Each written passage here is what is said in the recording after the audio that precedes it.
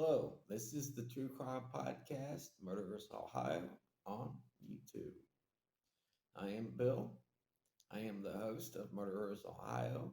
That can be found on Spotify, Google, Apple, or iHeartRadio podcasts.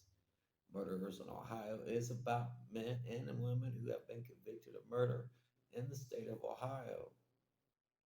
This case that I want to talk about is about a man by the name of Jesse Cowans. What caught my attention about was Jesse was convicted of murder when he was 16 years old. But that's not the reason why it caught my attention. Jesse was actually paroled. He went out, messed up, went back to prison, and then after a few years got paroled again, and he went back out and a few months later did something horrible to receive the death penalty. So this man received at least two chances to go back out in public after committing a murder when he was 16 years old. Now, this case is out of Clermont County. Now, on the True Crime Podcast, Murderers in Ohio, I do this thing that I call 88 Counties of Murderers in Ohio, where I find a murderer, man or woman, from every county in Ohio. So, like I said, this one's from Clermont County. It's happened in a little town called Amelia. Now, Clermont County sits right there on the Ohio River, right next to Hamilton County, where Cincinnati is at. So it's in the southwestern part of Ohio. The area that I'm going to talk about is not a big city area. It's got like more of a country feel to it. A lot different than the city of Cincinnati, which is not too far away from there. I am talking about an area that should overall be a peaceful place for people to live. There's a road that runs west to east called Lindale Mt Holly Rd. And the people on this road, all their houses are pretty nice. They've got big yards and stuff. So, like I said, it's a peaceful area to live until around 1996 when a murderer would move close by. In 1996, a 69-year-old lady by the name of Clara Swart lived alone in her home on Lindale Mt Holly Rd. Clara had a son whose name is Tim. And Tim would occasionally stop by and check up on his mom and help her around the house. Clara was living the life of retirement. On August 29th of 1996, things would change for Clara and the community of Amelia. Around 6 a.m. on August 29th of 1996, Clara would wake up around 6 a.m. and get started for her day. Clara had been planning on going to a local restaurant for Clermont County Senior Services lunch. To do this, she had to be up and ready around 8 a.m. when a Clermont County Seniors bus would stop by and pick her up. A neighbor had said that she had seen Clara on August 29th around 7 a.m. in the morning standing out in her driveway. No one knew that this would be the last time that anyone would see Clara, because around 8 a.m. when the bus came to pick up Clara, she wasn't in her driveway anymore. The bus driver had stayed in the bus and actually honked the horn, waited there to see if Clara would come out of the house, which she did not. So the bus driver actually got out of the bus and went around to one of the doors and knocked on the door. No one had come and answered the door. The bus driver did say later that he thought that he heard something inside of the house. My question about this is why didn't he do something to check up on Clara, which was 69 years old at the time? The bus driver ended up leaving the property. The Clermont County Senior Services Center did end up trying to call Clara, which they said that they did not get any answer. No one would actually go and check up on Clara until 6:30 that evening. That is when her son Tim would go over to the house on Lindale Mt Holly Rd. However, unfortunately, it would be too late. Tim did have a key to the house and he did let himself in. What he would find would change his life forever. Upon entering the kitchen of his mom's home, Tim found 69-year-old Clara Swart lying on the kitchen floor, tied to the kitchen chair. Clara had been murdered. Tim would contact the Clermont County Sheriff's Department. While Tim was inside of the home, he would notice that there had been some things taken. Law enforcement would show up at the house and start their investigation into Clara's murder. Law enforcement would discover that Clara had been forced to be sit in a chair. Her hands would be tied behind the back of the chair with a phone cord. And at some point, she had been tied to the refrigerator door. Someone had taken an electrical cord, wrapped it around Clara's throat, then tied it to the door handle of the refrigerator. The actual cause of death was her attacker had taken the shoulder strap of Clara's purse and wrapped it around Clara's throat and strangled Clara to death. This was a very violent attack on a 69-year-old lady. Things were taken from Clara's home. Her house had been robbed, a clown figurine, a jewelry box with some jewelry in it, a wooden antique car, and some other things. Law enforcement did find Clara's wedding ring and her earrings still on her body. Law enforcement did find an unknown handprint on a mixer in the kitchen. Law enforcement did not release any details about the murder to the public. A murder like this in any kind of neighborhood will get people talking, and that is how law enforcement got their person of interest. Clara had a lady neighbor friend by the name of Mildred. Mildred had told law enforcement that she had seen Clara out in the backyard the day before on August the 28th. Mildred claims that Clara was out standing by the fence in the backyard talking to some man, a large man, that Mildred says that she did not recognize. Clara had told the man that she was getting ready to leave with a friend, and that's when the man finally left.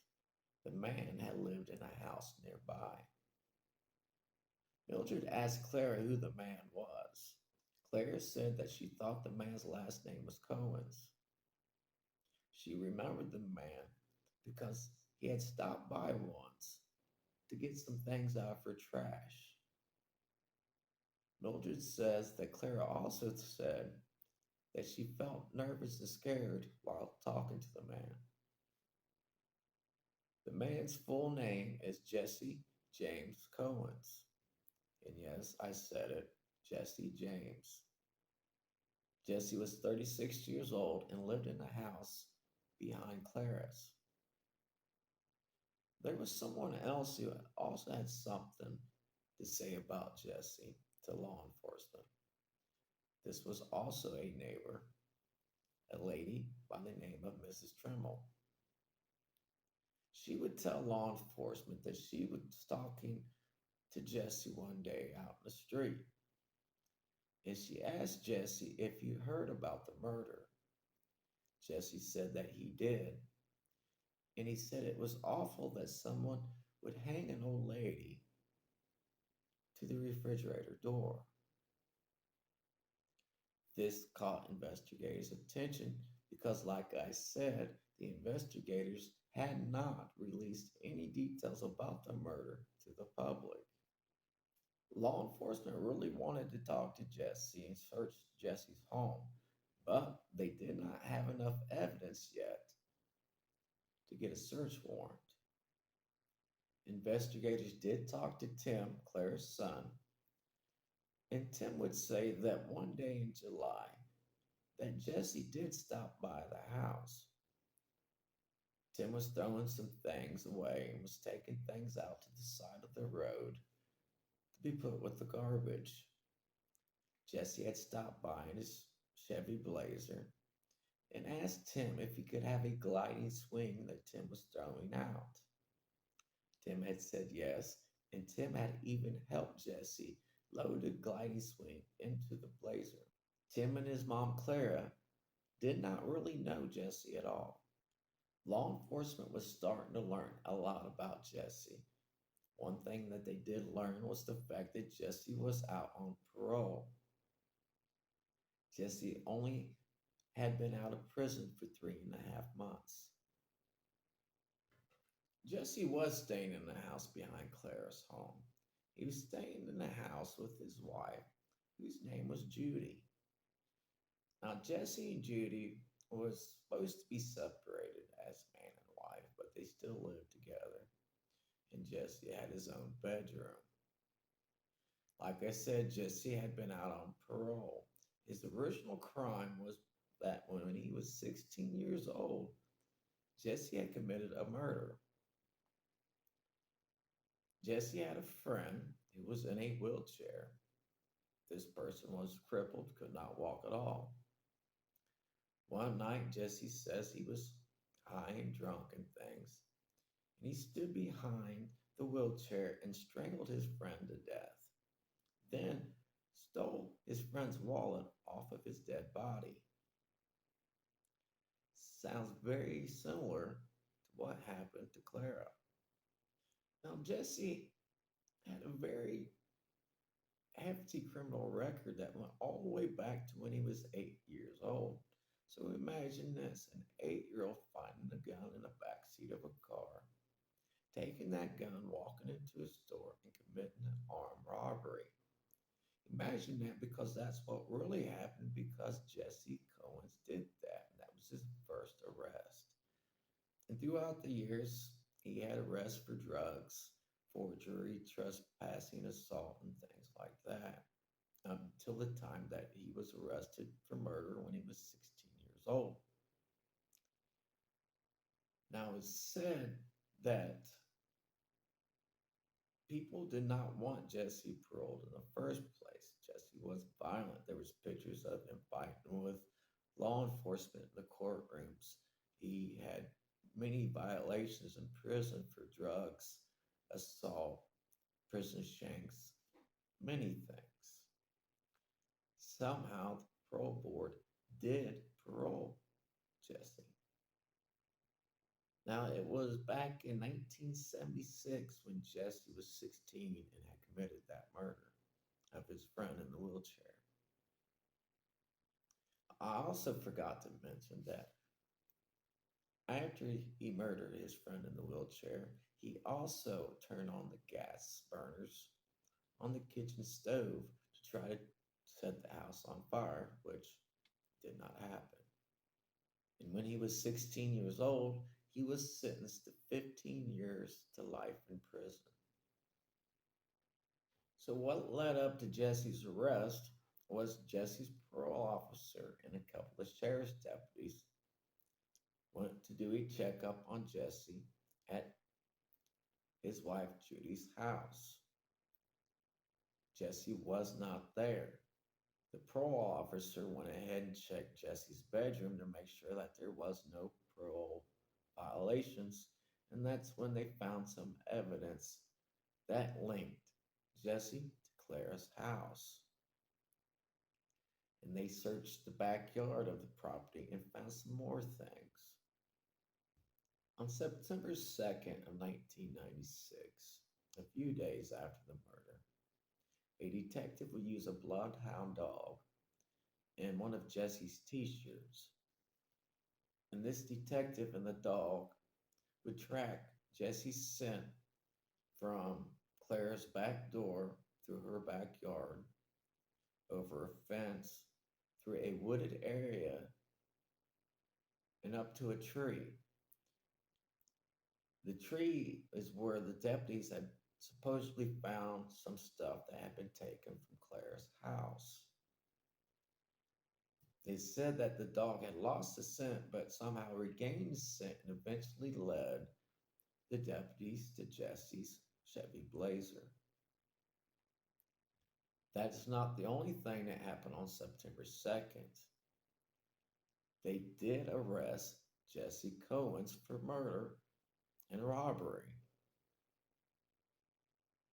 Jesse would go up against 8 different charges, one of them being aggravated murder, another robbery, kidnapping, murder while kidnapping.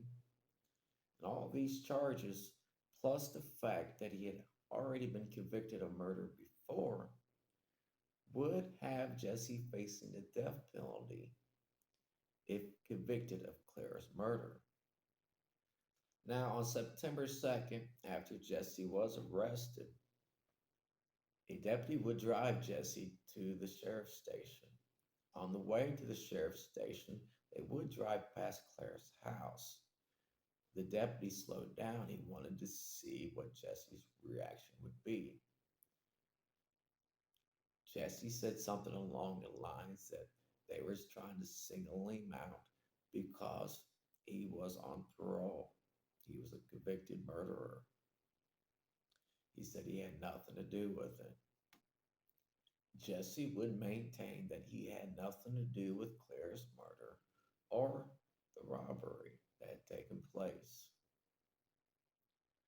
The prosecution, though, would come up with a star witness. This star witness name was Marvin. Marvin was an inmate at the county jail, and Marvin's roommate was Jesse Cowans. Marvin would end up being a jailhouse snitch. Marvin would testify that at first Jesse had claimed that he had nothing to do with Clara's murder. And eventually, after a while of them getting used to each other, Jesse would change the story. And at first, Jesse would claim that he was out in his backyard and seen a couple of teenagers that had run off. And those teenagers had thrown some stuff out. And Jesse had found the stuff, went through it, took what he wanted, and just left it there. But he had nothing to do with the murder. Marvin would then testify, but that story would change still, and Jesse would admit to what he'd done to Clara. At this time, when he admitted to what he'd done to Marvin, the details of the murder had still not been released to the public yet. And one of the things that Jesse had said is that he had wished that he would have took the wedding ring and the earrings off the old lady because everything else that he had taken was junk. On August 29th of 1996, Jesse's wife, Judy, would wake him up around 6:30 in the morning. Jesse would get up out of the bed, get dressed, leave the house. He would go through his backyard to a wooded area, jump over a fence into Clara's backyard. He entered through the back door, which was unlocked. When he entered the house, he went and he found Clara in the bathroom. She was on the toilet. Jesse forced Clara up off the toilet, made her go out into the kitchen, to where he made her sit into a kitchen chair, tied her hands behind the back of the chair with the cord, to the phone. He then took an electrical cord, wrapped it around her neck, and tied it to the door handle of the refrigerator. He then took a couple of pillowcases, walked around the house, and started grabbing things that he thought might have some value to him. After he'd done that, he went back to the kitchen, got the purse and shoulder strap, untied Claire from the refrigerator, and then strangled her to death while she was still tied to the chair. That is when he exited the house, leaving the same way that he had come, stopped by a tree, sorted through the stuff that he had put in the pillowcases, took the things that he thought was value, and just left what he thought was junk.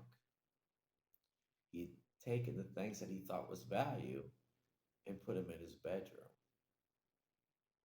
Jesse had also said that he heard the bus driver outside of the house when he was inside. Now, all of this would be said in front of a jury, and on April 17th of 1997, Jesse James Cowans would be found guilty on all 8 charges, and he would be sentenced to death by the state of Ohio. Jesse would try to appeal the court's decisions throughout the years, but they were always denied. Tim, Clara's son, did try to put a lawsuit against the Ohio Criminal Rehabilitation Parole Board for releasing Jesse in the first place. They claim that Jesse James Cowans should have never been paroled the first time or the second time. However, the state of Ohio sided with the Ohio Rehabilitation Parole Board, and the lawsuit was dismissed. Jesse would sit on death row in Youngstown, Ohio. This was before death row was moved to Chillicothe. Now, on a Tuesday morning in 2011, something would happen. As Jesse James was standing outside of his jail cell at 6:30 a.m. in the morning, he would collapse due to a heart attack. An hour later, he would be pronounced dead. Clara Swart's murder could have been prevented.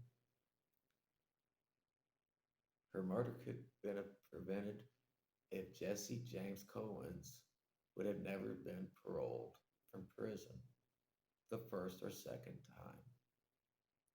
Her murder probably could have been prevented if the bus driver would have done more to help out a senior citizen at the age of 69. The bus driver said that he thought that he heard some noises coming from inside the house, even though Claire was not answering the door. So I believe that her life, so I believe that her murder could have been prevented. She could have had a couple of more years with her son and friends. Thank you for watching this video. This has been part of the True Crime Podcast, Murderers in Ohio, which can be found on Spotify, Google, Apple, or iHeartRadio podcast.